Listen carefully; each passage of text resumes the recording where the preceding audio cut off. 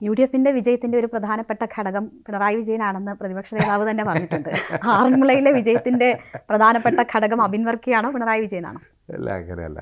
ഞാനൊന്നുമല്ല. ഞാൻ ഒരു UDFിൻ്റെ സ്ഥാനാർത്ഥി മാത്രമാണ്. എന്നെ വിജയിപ്പിക്കാൻ വേണ്ടി അവിടെ പണിയെടുത്തത് മുഴുവൻ UDFിൻ്റെ പ്രവർത്തകരാണ്. അവിടെ ഐക്യജനാധിപത്യ മുന്നണിയുടെ പ്രവർത്തകർ 272 ബൂത്താണുള്ളത്. ആ ബൂത്തുകളിലെല്ലാം അവർ പണിയെടുത്തുകൊണ്ടാണ് ഞാൻ വിജയിക്കുന്നത്. പിന്നെ 2, സ്വാഭാവികമായിട്ടും നമ്മൾ എന്ത് പറഞ്ഞാലും നമ്മൾ പറയുന്ന കാര്യം അവിടുത്തെ വീടുകളിൽ പോയി പറയേണ്ടത് നമ്മുടെ പ്രവർത്തകരാണ്. ആ പ്രവർത്തകരില്ലാതെ ഒന്നും നമ്മളില്ല.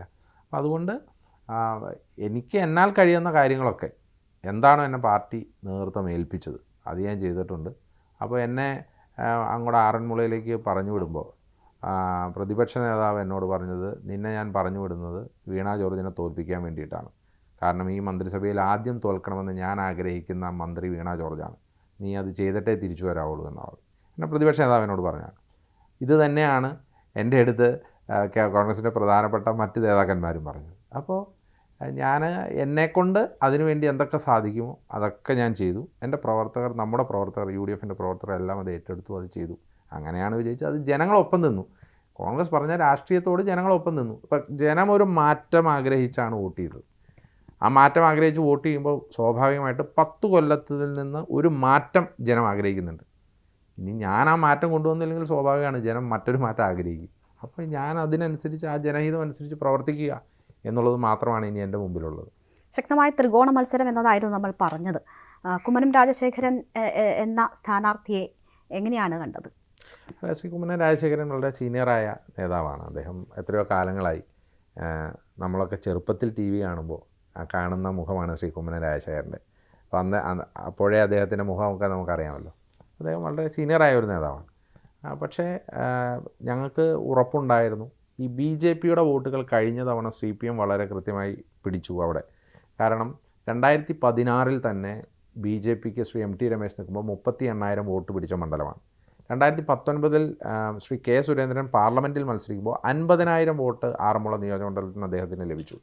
2024 പാർലമെൻറ്റ് തെരഞ്ഞെടുപ്പിൽ ശ്രീ അനിൽ ആൻ്റണി നിൽക്കുമ്പോൾ 38,000 വോട്ട് പിടിച്ചു. പക്ഷേ കഴിഞ്ഞ 2021 തെരഞ്ഞെടുപ്പിൽ BJPയുടെ സ്ഥാനാർത്ഥിയായി ശ്രീ ബിജു മാത്യു നിൽക്കുമ്പോൾ 29,000 വോട്ട് മാത്രമാണ് ലഭിച്ചത്. എന്ന് പറഞ്ഞാൽ ഒരു 10,000-ഓളം വോട്ട് വളരെ ക്ലീനായി ശ്രീമതി വീണ ജോർജിൻ്റെ കയ്യിലിട്ട് പോയതുകൊണ്ടാണ് അന്ന് അങ്ങനെ ഒരു ഷിഫ്റ്റ് ഉണ്ടായത്. പക്ഷേ ഇത്തവണ ഞങ്ങൾ ആഗ്രഹിച്ചിരുന്നത് BJP അങ്ങനെ ഒരു വോട്ട് കച്ചവടം നടത്തരുതെന്നും BJPയുടെ വോട്ടുകൾ പിടിക്കണമെന്നുള്ളതാണ്. അത് ഏകദേശം ആ രീതിയിൽ തന്നെ ഏതാണ്ട് ഒരു 35,000-ഓളം വോട്ടുകൾ അവരുടെ ബേസ് വോട്ടുകൾ BJP പിടിക്കുകയുണ്ടായി. അത് ശ്രീ കുമ്മനം രാജശേഖരൻ ആയതുകൊണ്ടാണ് അത് പിടിച്ചതെന്നാണ് ഞാൻ കരുതുന്നത്. കാരണം അദ്ദേഹം നിൽക്കുമ്പോൾ ഒരിക്കലും BJPക്ക് മറ്റൊരു തരത്തിൽ ചിന്തിക്കാൻ പറ്റാത്തതുകൊണ്ടാണ് അത് ചെയ്തതെന്നാണ് ഞാൻ മനസ്സിലാക്കി. അബിനിപ്പോൾ ഇത്രയും നേരം പറഞ്ഞത് തെരഞ്ഞെടുപ്പ് വിജയം അത് പ്രതീക്ഷിച്ചതിലും അധികം ഭൂരിപക്ഷത്തോടെയൊക്കെ പല സ്ഥാനാർത്ഥികളും ജയിച്ചു വന്നതിൻ്റെ സന്തോഷവുമൊക്കെയാണ്. പക്ഷേ ഇന്ന് ഈ 3 ദിവസം പിന്നിടുമ്പോഴും മുഖ്യമന്ത്രി ആര് എന്ന തീരുമാനമായിട്ടില്ല. നേതാക്കന്മാർക്കായി പലയിടങ്ങളിലും ഫ്ലെക്സുകൾ ഉയർന്നുകൊണ്ടിരിക്കുന്നു, പരസ്യ പ്രകടനം നടക്കുന്നു, MLA-മാരുടെ അഭിപ്രായം തേടുന്നു. അതൊരു പ്രോസസ്സാണ് എന്ന് കരുതാം. അതിന് പുറമെ ഈ പുറത്ത് നടക്കുന്ന ഫ്ലെക്സ് യുദ്ധം, പ്രകടനം, ഇതിനെ എങ്ങനെയാണ് കാണുന്നത്? അത് ഒരു മങ്ങലേൽപ്പിച്ചോ വിജയത്തിന്? ഇല്ല, അങ്ങനെയല്ല. ഇത് പാർട്ടി കോൺഗ്രസ് ആണ്. ഞങ്ങൾക്ക് അല്പം ജനാധിപത്യം കൂടുതലാണ് എന്നുള്ളത് കൊണ്ട്, നിങ്ങൾക്ക് ഒക്കെ വാർത്ത കിട്ടുന്ന ജനാധിപത്യം കൂടുതലുള്ളത് കൊണ്ടാണല്ലോ.